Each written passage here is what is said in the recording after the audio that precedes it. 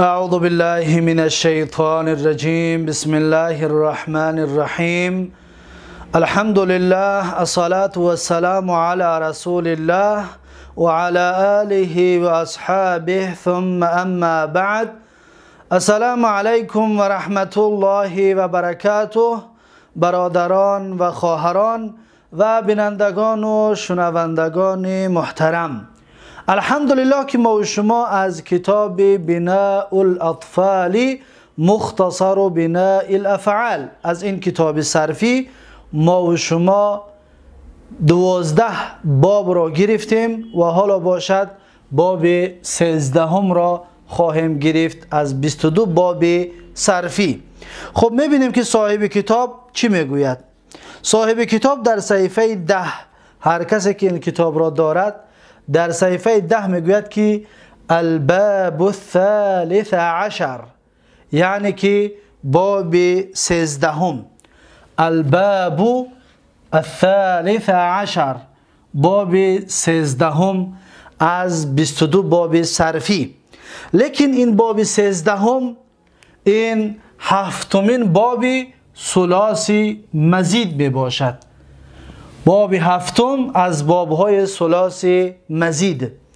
ما و شما یادتان باشد اگر گفتیم 22 باب صرفی، 22 باب صرفی به 4 قسم تقسیم می شد. یکمش 6 باب اول را ثلاثی مجرد می گفتن، این 6 باب را ما و شما خلاص کردیم و بعد از این 12 باب که این بابها را بابهای ثلاثی مزید میگویند که حالا ما و شما در هفتم باب ثلاثی مزید قرار داریم و بابهای ثلاثی مزید گفتیم به 3 قسم تقسیم می شود. 3 بابش یک حرف زیادتی دارد به مثل اکرم و به مثل فرح و به مثل قاتل که یک حرف زیادتی دارند و بعد از این 5 باب دیگر که 2 حرف زیادتی دارد به مثل این فعل، این کسر، الف و نون زیادتی، اجتمع، الف و ت زیادتی و بعد از این احمر، الف قطعی یک حرف آخر زیادتی. این 3 باب و باب 4 که ما و شما امروز خواهیم گرفت اون باب تفعل هست. پس از این 5 تا ما و شما این را بگیریم می شود 3 باب، می شود 3 باب یا می شود 4 باب، زیرا اینکه باب این کسره 1 2 حرف زیادتی دارد و باب اجتماع دوم اینم 2 حرف زیادتی دارد، باب احمر 3 تا شد اینم 2 حرف زیادتی دارد و این 4 باب می باشد که 2 حرف زیادتی دارد. حالا می بینیم که اون حرفای زیادتی کدام حرفا می باشد. خب صاحب کتاب رو میبینیم چی میگوید؟ میگوید که وزنه الباب ثالث عشر، الباب الثالث عشر یعنی باب 13 از 22 باب صرفی و باب 7 از بابهای ثلاثی مزید. خب صاحب کتاب میگوید که وزنه تفعل یتفعل تفعلا، دقت بدید، تفعل یتفعل تفعلا، دقت دادید؟ پس در اینجا حرفای زیادتی کدام هست؟ ما و شما دیگر از وزن میدونیم که این ت حرف زیادتی است و این عین یک تاش زیادتی است، 2 تا عین است، یک تاش زیادتی است. پس در اینجا حرف ت حرف زیادتی است و اینجا 2 لام هست که یک لامش زیادتی است. پس این را ما و شما خوب میدونیم. خب وزنش میگه چی ای؟ تفعل یتفعل تفعلا، موزونش باشد هم وزنی همین باب 13 تکلم یتکلم تکلما، دقت دادید؟ تکلم یتکلم تکلما، تکلم یعنی که گپ زد، گفتگو کرد. خب اکنون چی میگوید؟ میگوید و علامته، نشانه باب 13. از کجا ما بدانیم که این باب 13 هست؟ از چیش میفهمیم؟ میگوید که ان یکون ماضیه علی 5 احرف، میگه ماضیش حساب کنین 5 تا حرف دارد. ببینید ماضی را اگر ما و شما حساب کنیم 5 تا حرف است. ت و حرف ف دو تا و دو عین قطع می شود 4 تا و این لام قطع می شود 5 تا. 5 تا حرف است. ببینید حرف تا و کاف 2 تا و دو لام قطع چند می شود 4 و این میم قطع 5. فعل ماضیش میگه نگاه کن 4 تا 5 تا حرف دارد. فعل ماضی را که دیدی 5 تا حرف دارد پس میگه بدون که از باب چی است؟ از باب 13 لیکن این حرفا در کجا از چی طور است؟ میگه بزیادت تای فی اوله. نه که میگه در اولش نگاه کن میگه حرف ت زیادتی است. ببینید چطوری که ما خط کشیدیم که حرف زیادتی حرف ت است. میگه در اولش حرف ت حرف زائده است. یکم و دوم چی است؟ بزیادت تای فی اوله و حرف آخر من جنس عین فعله بعد فاء والعین. بعد الفاء والعین. ببینید و یک حرف دیگر میگه از جنس عینش. ببین عین دو تا کردیم نه؟ از جنس عینش میگه آورده هستیم بعد ف و عین. یعنی که بعد ف و عین یک عین دیگه زیادتی آوردیم. در اینجا ده باشد لام عین باب کی بود لام دو تا کردیم. یعنی از جنس همین خود عین. اینجا ده عین است عین میاریم. اینجا ده لام است لام میاریم. مثلا در این تحفظ ببینید در این تحفظ ف عین باب کی هست؟ ف را دو تا کردیم. پس در اینجا حرف زایده ت و ف است. یک ف دو حرف زیادتی دارد. چطوری که ما گفتیم 5 باب هست که دو حرف زیادتی است. این چهارم انا همین 5 باب را که چهارمش که دو حرف زیادتی دارد. یک ت و یک از جنس عین یک حرف زیادتی از جنس عین. خب اکنون بعد از اونه که برای ما و شما شناس کرده کن بابی 13 را که ما با همین طریق میشناسیم. اکنون میگه که و بناؤه ساختی بابی 13 برای چی است؟ عرب بابی 13 را برای چی ساختگی است؟ میگه ساختش لتکلفی. ساختش برای تکلف است. اکنون صاحب کتاب در اینجا یک معنای مشهور میارد خلاص. چطور گفتیم که هر یک باب 10 15 20 معنا دارد. لیکن ما یک معنا دو معنا یا سه معنا میخونیم و خلاص. در کتابای بعدی ان شاء الله این معناها رو همش رو خواهیم خواند. لیکن در اینجا میگه و بناؤه مشهورترین ساختی باب 13 میگه لتکلف است. تکلف یعنی چی؟ تکلف معناش چیست؟ خودش صاحب کتاب بیان کرده است که و معنی التکلفی. معنای تکلف میگه همین است که تحصیل المطلوب شیئا بعد شیء. یعنی انسان به مطلوبش برسد آهسته به مطلوب به مقصد رسیدن. آهسته به مقصد که میرسی انا میره تکلف میگن. یعنی یک بار گرفتش نمیتونی آهسته میگیری انا میره چی میگن؟ انا همین را تکلف میگن. نحو بیا از مثال خوبتر میفهمیم. نحو مانندی اینجا مثالش را بنویسیم زیرا که مثال مسئله با مثال واضح میشود. ببینید مثلا مثالش همین است که ببینید تعلمت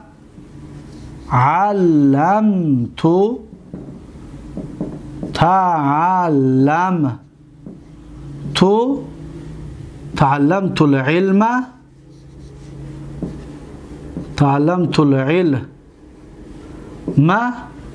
مسألة. تعلمت العلم مسألة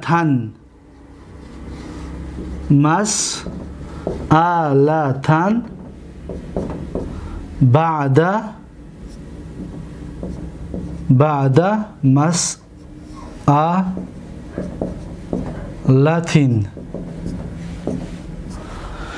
خب این مثال است. تعلمت العلم مسألة بعد مسألة.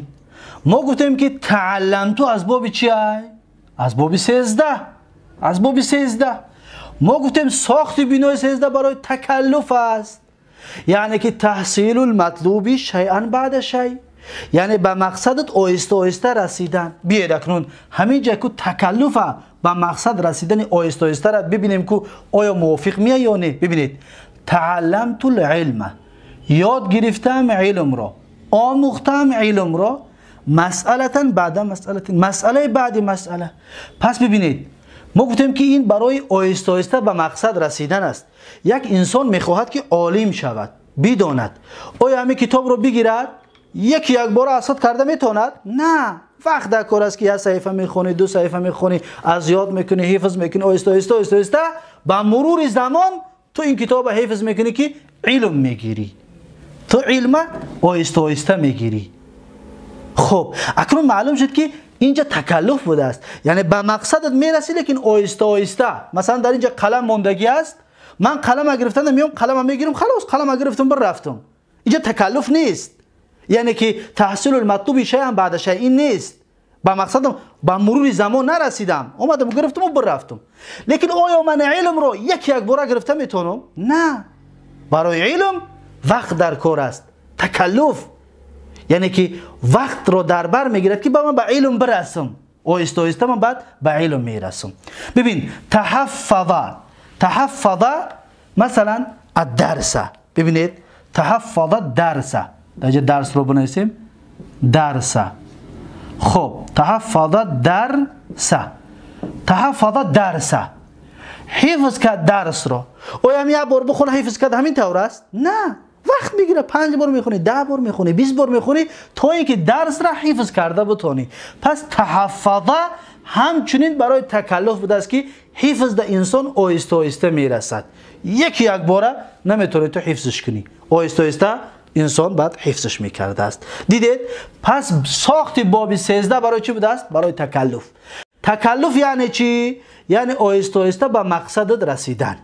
آهسته آهسته به مقصد. یک مثال دیگر میاریم و به همین این مثال رو به پایان میرسونیم. ببینید میگیم که تجرعت، ببینید تجرعت الماء تجرعت الماء. دیدید؟ تجرعت الماء یعنی چی؟ یعنی شربت الماء جرعتا بعد جرعت، یعنی نوشیدم آب رو کم کم. آیا انسان مثلا یک ظرف ده آب بگیرد یک بار چپش میکند؟ نه. یعنی که آهسته آهسته میخورد، شاید 5 سکند، 10 سکند، 1 دقیقه وقت بگیرد که انسان 1 لیتر آب رو بنوشد. پس انا همین وقت رو که میگیرد، یعنی به مقصد آهسته آهسته که میرسی، انا همین رو میگن چی؟ تکلف. پس تجرعت الماء معنایش که آب رو قطره قطره نوشیدم، یعنی که یک جای نه، قطره قطره. مثلا یک فرد گرفتم، مثلا دهنم رو پرت کردم و به داخل روانش کردم. ببینید تجرعت الماء یعنی که قطره قطره آب رو نوشیدم، یعنی که با هم تکلف شد، یعنی که به مقصد ما رسیدیم با مرور چی؟ زمان، با مرور وقت. خب این بود درسی 13 ما و شما و این هست باب 13. باب 13 انا همین طور می آید با وزن تفعل یتفعل تفعلا، وزنش تکلم یتکلم تکلما. خب اکنون بیایید اینجا سوال. اولا اعراب این را بیان بکنیم. در اعراب این، اعراب تعلمت العلم مسئله بعد مسئله، تعلمت فعل و فاعل است، یا میتونیم بگیم که تعلم فعل ماضی مبنی على السکون لاتصاله بالضمیر، لاتصاله بضمیر متکلم. میتونیم اینطور لاتصال بالتاء الفاعل، بالتاء فاعلش میگیم ضمیر متکلم. خب تعلم تو چی است؟ تو ضمیر متصل مبنی على الضم في محل رفع فاعل، العلم مفعول به. اکنون مسئلتن رو دو اعراب کردن و ما حق داریم که بنده در اینجا یک تشریح نوشتم که مفعول به ثانی، این مفعول یکم است، این مفعول دوم است. یا میتونیم که این را بدل بگوییم از علم. این را بدل هم گفته میتونیم، جایز است. بدلی کل من بعض میتونیم بدلش بگیم. بعد مسئلتین بعد ظرف است و مضاف است و مسئلتین مضاف الیه. این اعرابش است که بنده در اینجا این را جا کردگی هستم. خب با این اعرابش خلاص شد. اکنون بیایید دقت بتید. تفعل اگر که ما ت رو بگیریم ببینید حرف ت رو اگر از بین ببریم بابی چند می شود؟ حفظ. بابی چند است؟ هر کسی که اگر بداند ماشاءالله یعنی بابها در ذهنش است. وقتی که ما تاشا که بگیریم حاضر بابی چنده؟ 13 هست. وقتی که فقط حرف تا را گرفتیم میشه بابی چند؟ حفظ.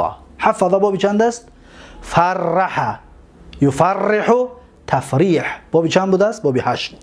بابی دویومی ثلاثی مزید دویم بابش است. لیکن در اولش یا ت را بمونه میشه بابی 13. بابی هفتم ثلاثی مزید میشود. دیدید؟ پس این رو دقت بدید. تفعلا عین رو ضمه میکنیم در مصدرش تکلما، زیرا که ما تفعیل داریم. تفعیل بعد عین یا میشود. بابی چند بود؟ بابی 8 مصدرش. فرح یفرح تفریحا میشد. ببینید تفریح بعد عین تفعیلا میشد. بعد عین حرف یا دارد. لیکن بابی 13 بعد عین حرف یا ندارد. پس این را دقت بدید. تفعل تفعلا عین را ضمه میتیم. عین را ضمه میتیم میشود مصدر بابی 13. یعنی بگید که هم کس بگید که بابی تفعیل بابی چند است میگیم بابی 8. بگیم بابی تفعل چند است میگیم بابی 13. پس این نازکی را دقت بدید و این نازکی را از خود بکنید. خب این بود درس امروزه ما و شما بابی 13. اکنون بیاید میگذاریم به مشتقات 12 گانه که اینجا یگان مشکلی نیست. یعنی که زود مشتقات رو میگیریم. خب فعل ماضی چی بود است؟ تکلم یعنی که چیکار کرد؟ گپ زد، گفتگو کرد. تکلم پس 14 صیغه دارد، یگان تغییرات نیست. تکلم تکلموا تکلمت تکلمنا تکلمت تکلمتم تکلمتی تکلمتن تکلمنا. معلومش با معجولش که تکلمو 14 صیغه‌اش رو بگید. پس فعل مضارعش یتکلمو یعنی که گپ میزند. یتکلمو پس 14 صیغه‌اش یگان تغییرات نیست. یتکلمو یتکلمون یتکلمون تتکلمو تتکلمون یتکلمن تتکلمو تتکلمون تتکلمون تتکلمین تتکلمون تتکلمن اتکلمو نتکلمو 14 صیغه مجهول با معجولش که یتکلمو یتکلمون یتکلمون 14 صیغه‌اش رو بگید. پس اسم فاعلش چی میشود؟ متکلمون. متکلمون یعنی یا آدمی گپ زننده. متکلمون چی است؟ یک آدمی گپ زننده. 6 صیغه داره بگید. متکلمون متکلماتون. پس اسم مفعولش چی میشود؟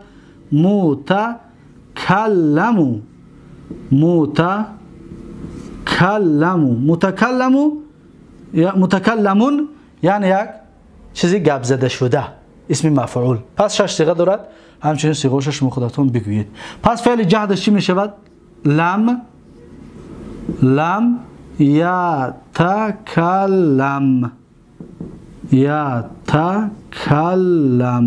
لم یتکلم یعنی گپ نزد. 14 صیغه دارد، شما خودتون بگویید. پس نفیش لا یتکلمو لا یتکلم یعنی گپ نمیزند در زمان آینده. امرش چیه؟ تکلم یعنی چی؟ یعنی که گپ زن. تکلم از فعل چی میگیریم؟ مضارع مخاطبش میگیم که تتکلم یعنی گپ میزنی تو. تتکلم یعنی چیه؟ گپ میزنی تو.